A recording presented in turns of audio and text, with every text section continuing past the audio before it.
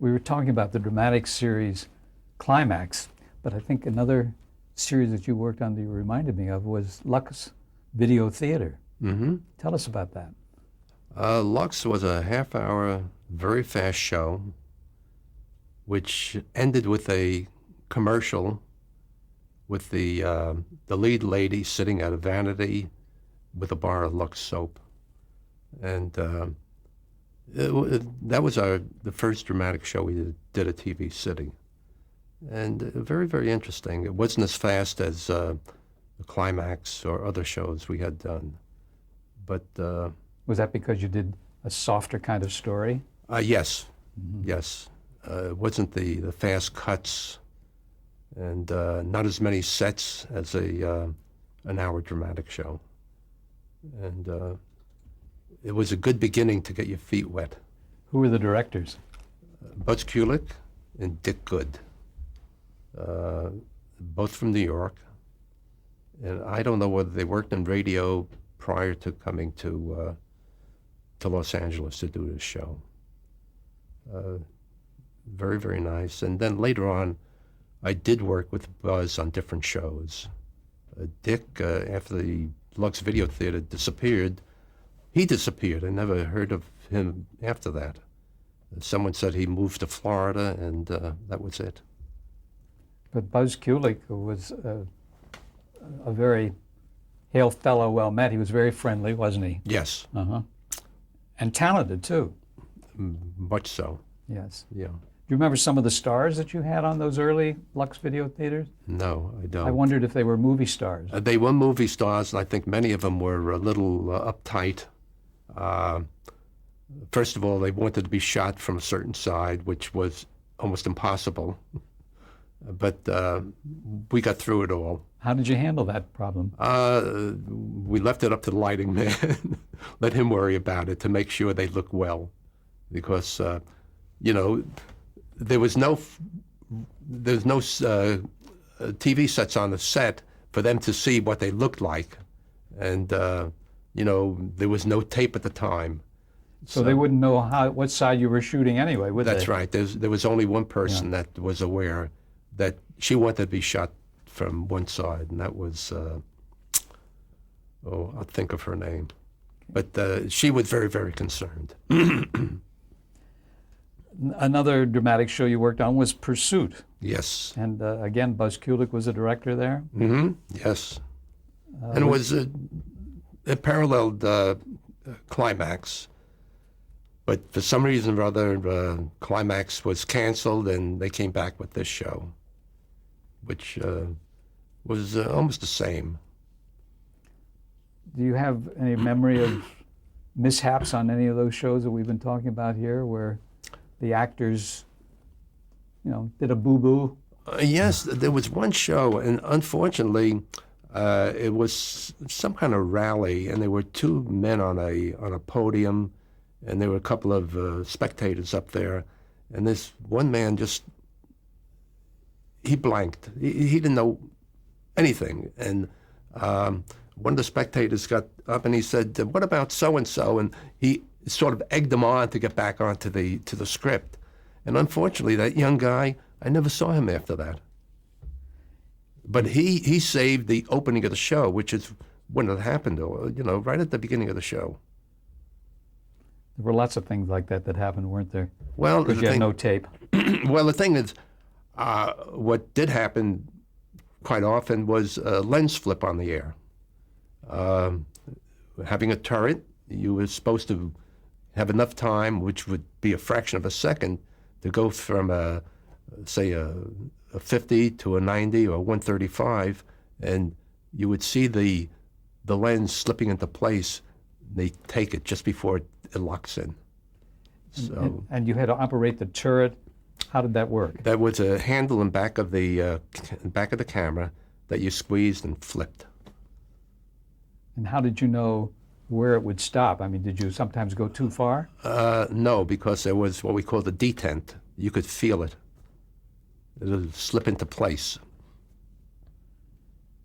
What else about your profession were you learning at that particular time? I mean, were you aware of the lighting? Were you aware of the sound system?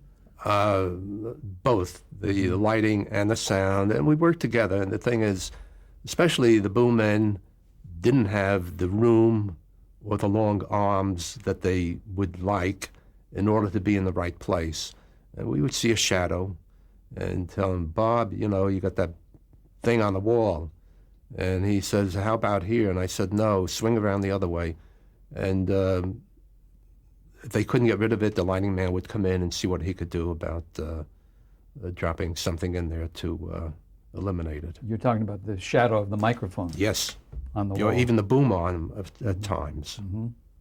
The entire arm across a wall, because you're shooting 180 degrees sometime, and you're shooting cross shots or singles, and you would see a shadow on the wall that you don't even think it would be there, and you wouldn't see the microphone, but you might see the arm of the boom.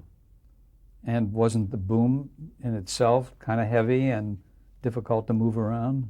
No, there was an operator on the base So he was that pushing moved it. Yeah. And did they ever get in your way? Yes, we worked very, very close together, just like working with cameras close to.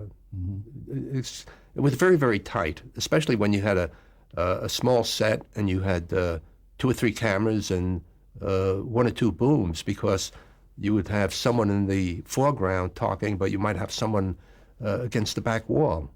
So you had two booms in there. There wasn't. They couldn't split the audio. They were too far away. If they were close together, maybe they could rotate the mic and pick up the other person. But when you had a split like that, it was almost impossible. But there were times that they would try to hide a mic, depending on what kind of set it was. Like people sitting down at a desk, you mean? Sitting down at a table. desk, or it might be a room with a column or something like that, and they would have a mic behind the column if the person was going to be close enough to that column. So that's what they would do occasionally. I remember hearing about putting a microphone in the flowers Yes. at a sit-down talk scene. Or they would have a fishbowl, and they would hang the mic low to pick something up if they possibly could. Say someone in the foreground who wasn't going to move, and have a fishbowl there and a boom in the back for the person in the rear. So there were different things they manipulated in order to pick up the sound. Would the directors be cooperative, though, if you had a split like that and it was impossible to do? Would they restage the scene? Generally, I don't think I ever heard restaging, but they worked. The audio man said, "I got to get something in there," and they said, "Do we have to stop?" And they'll say, "No, do it, but we'll have something in there." Next time we come back to that scene, we may run it again. He would have one of the boom men come in and either hang something or set a mic, like you say, in the flower pot or something like that, in order to alleviate what the problem might be. We talked about the unwieldiness of those early cameras and how heavy the pedestal was. As a photographer, so to speak, because that's what you were doing, were there other complications for you? I mean, in terms of, you mentioned the tubes burning out. Was there any other kind of problems that you were up against in those early days? Only when we got into color. Color cameras were a little heavier than the black and white. Black and white weighed about 100 pounds. The RCA color camera weighed 425 pounds. The pedestals, the wheels on the pedestals were not built for the weight. They would flatten out.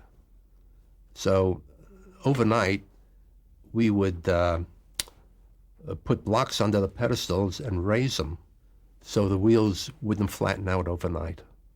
But there were times that the camera was just too heavy for that type of wheel. Eventually, they did put on different wheels, but it took them a long time. So if you did a dolly, it's like having a flat tire on your car. Did they ever get to moving the cameras electrically, so there was any kind of button you could push to move them? It was always No, it was always manual. always by hand, huh? Mm-hmm. No, let's talk about the role of a cinematographer. I mean, what specifically are the responsibilities? I mean, in general, I'm not now talking about live TV specifically, but live or film. The cinematographer's job is primarily lighting and setting up the shots. The people I know who are in the business, film business, if they work with the same camera operator all the time, they more or less read their own minds. They read the other person's minds, just like working with a director in television. If you work with him long enough, you know how he's going to shoot the show, pretty much so. As far as setting the shots, the DP will set the lighting, talk to his operator, and say, "Here's what we're going to do." And other directors of photography, they want to look through the lens and see what they were talking about is right. I think most of them that have worked with one operator for a long time, they say, "You know what I want." And they don't have to do that. Yes, but the lighting in the motion picture business is critical, and that's really their job. But of course, they have what they call the best boy, who works with the same cinematographer all the time, and he knows what he's looking for. He said, yeah, that's it. Just the wink of the eye, a point of the finger, and give the best boy a plot and say, here's what we're going to have. We're going to have 4 people. You want crosses here, and tell him what he wants. And then the DP will come over and look it over and say, okay, and correct anything he doesn't like. Of course, in movies, they have a lot more time and a lot more money.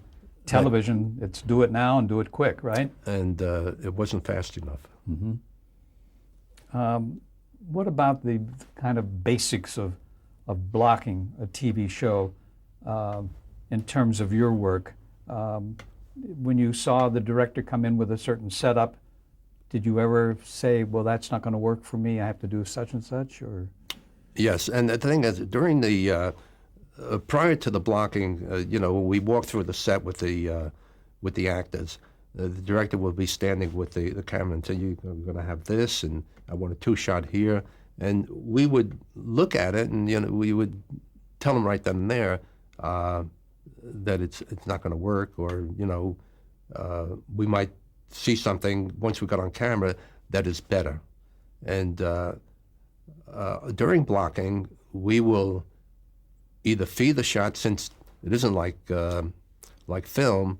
They have the monitors, and we'll say, "Dick, look at camera 2." He said, "Okay, good, we'll use that." And we would feed what we call feeding them a shot that they may have overlooked, or it might be a reaction. The person may not be speaking, but reacting to who it is speaking. And we would say very quietly, "Look at 2." And he said, good idea. So it depended on the director how open he is. so you were enhancing really the quality of the show at that point. Yes. And what we used to say is, we'd rather do it that way, let him get the credit. No one knows but the crew. Did any of the guys you work with, or did you ever want to direct? I mean, you must have worked with people who you felt were not as talented as you could be with True. cameras, right? Yes.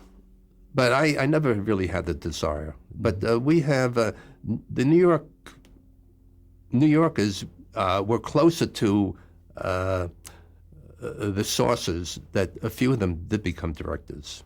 And later on, here in the, I was ready to leave CBS at the time, in the early 80s, a couple of cameramen became directors. But that was the first time it ever happened here.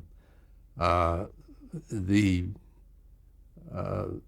steps are stage managers to associate directors, and then to directors. And that's what happened here more so than in New York. In New York, we do know of some cameramen who have become directors immediately. What about the lighting? Did you kind of work with the lighting director to maybe improve a shot or to resolve a problem for your camera? Yes, we worked with them very, very closely. Since we were all staff, it was easier to work with them than I think working with per diem people. And there were a lot of times we had rain scenes. And remember one lighting director, said, "It isn't working." We said, "Okay, do this." He said, "Oh, okay." Because I don't think this LD ever lit anything in the rain. And because you really couldn't tell until you got a little side light and you could see the highlights.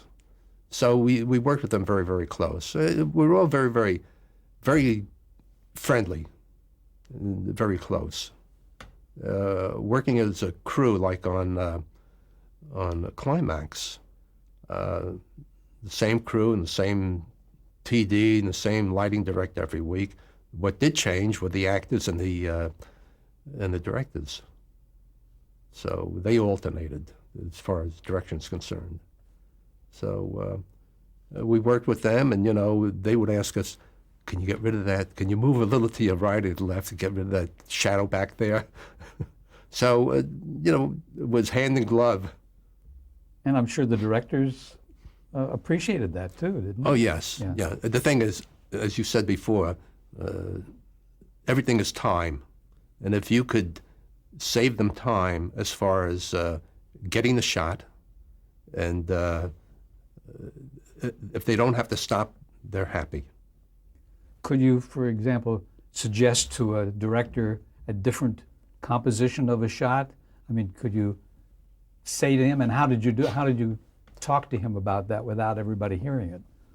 There were times, yes, we would talk, quietly, maybe on a 5-minute break, would do just that. And but I think we all did that with different directors. There were some directors. There's one, I can't remember his name. He came in the day before and marked the floor where he wanted your pedestal to be. And how did that go over? It didn't go over very well, and we struggled because and he had protractors and everything, and he laid it all out on paper and then came down and marked the floor. So I think it was the second show. God, I wish I could remember this man's name.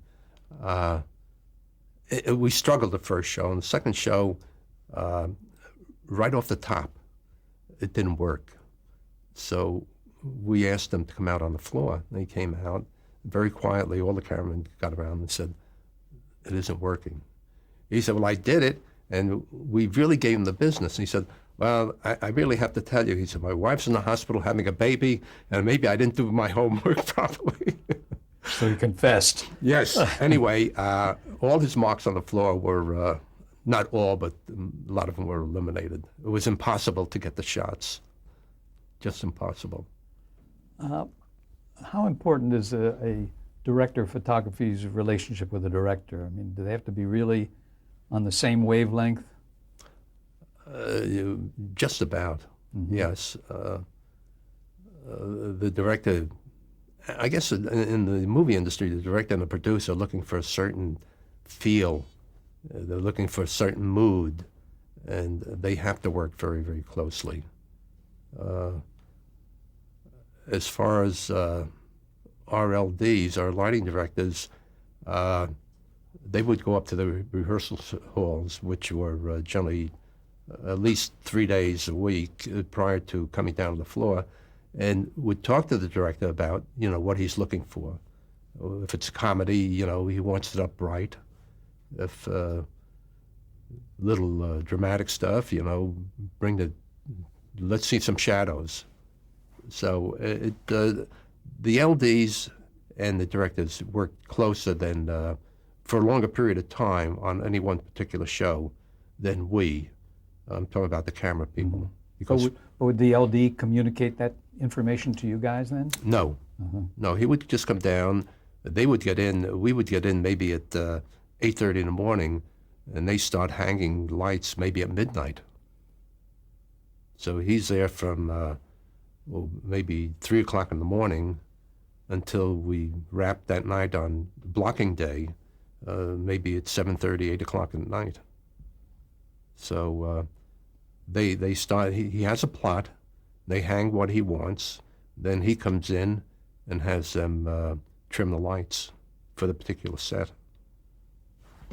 How closely did you work with the assistant directors? What was their function on the show, on some of those dramatic shows? Their function was to call the shots. He would say, From the booth? yes. Once all the shots are written down, and he would say, camera one, you got a 2-shot coming up. And he would ready all the shots. And the director would, see the monitors and snap his fingers as on the dialogue or what the cut should be for the technical director to put that camera on the air. And the director would call out the shot, like take 1, Yes. take 2? Yeah. Well, some of them wouldn't even do that. The thing is, the TD would listen he would listen to both the associate director and the director. And the associate director would say, camera one, you got a 2-shot, and the director would say, take it. And there were times that he wouldn't even call what it is, or if they get out of sequence, or the director all of a sudden sees something, he'll say, take 2, instead of overriding the AD's call. So it depended on the director. Very stressful job. The TD, yes, Did you work closely with the stage managers on the show? very much so. Yeah. What did they do? They depended on us, and we depended on them. For cues? No, for getting people on their marks, because some of the sets were very, very shallow, and it might be say a 2-fold, if you know what I mean, just an open book, and they might be downstage too far. There was no backing. We'd be shooting off the backing, so we'd tell the stage manager, and the stage manager at times would get on his hands and knees and crawl and take him by the foot and just push him back, because we might be busy in another set and the mic was open, and he couldn't tell him, and it was coming up so rapidly. We worked very close with them. Did you try with the lighting director to establish a certain kind of look for particular shows? I mean, could you, in terms of the lighting and the camera work, get a certain feeling, like if it was a murder mystery, would you have a low-key kind of situation? Yeah, we would decide. There was always limitations, especially in television. You didn't have the range like you do in film, so you had to be very, very careful about the what we call the grayscale. It was quite different. Tell us about the grayscale. Film has a grayscale, I'd say 30-1, from white to black. In television, it might be, today I don't know, but everything's in color. But in black and white, it may have been 10-1 in those days. So you didn't have the contrast. That's right. Yeah, a whole different world. But they have it today. Yeah, in fact, I've seen videotape shot by some of the DPs who've been shooting film for a long time. And I went to a demo, and this man played some of his videotapes and then some of the film that was transferred to videotape. And this was a IA function. And he asked, now, tell me, what was the first scene that you saw? What was it, film or tape? And, you know, they all said so-and-so. And the tape looked just as good as film because he took the time and he did the lighting. But you never had the time in your Well, day. that's the big trouble. Yeah, yeah. We were always pushed. When I first started at TV City, there was time, and as I guess as talent got more money and the cost went up, there was more pushing. Yes. Tell me, as a photographer, kind of your own opinion of what makes good composition. What do you like to put into a shot? It's hard to describe. Well, when you were your own photographer taking pictures, what did you look for? I looked for overall picture. The thing is, I shot. The thing is, there were things that I shot overseas that you don't have time to. You just grab what you can and run like hell.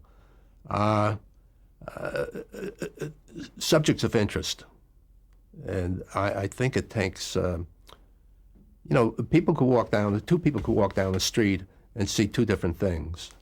Two photographers could walk down the street and see two different things and make them interesting. Or say four people, maybe a layman and a photographer. And the layman would say, hey, that looks great. And the photographer might say, yeah, but if you move over here, it looks even better. So it's a trained eye to be able to establish a shot. But a lot of things go into that, don't they, Ben? I mean, like balance and symmetry, Yes. focus. I mean, with like some Well, focus photographers- is something, whether you want the background might be too distracting. So in still photography, you have the possibility of manipulating with the lens. Unfortunately, in motion pictures, you could do that. In television, it's more difficult to do that unless they give you time to light. Because with the still photography, you could throw the background out of focus if you want. Or if you want the depth and you want the focus, you could do that in still photography. In motion pictures, you could do that. In television, there just isn't that much time. I'm just asking you a question out of the blue. What do you think of the flip focus that's done when there are two people in a scene and the one person is in focus and the other person is out of focus, and then they flip it to... I think if it's done well, I think it's great. And we used to do that quite often in working in television. on the dramatic show. Yes. Mm-hmm. We'll pause there for a moment to change tapes. Okay.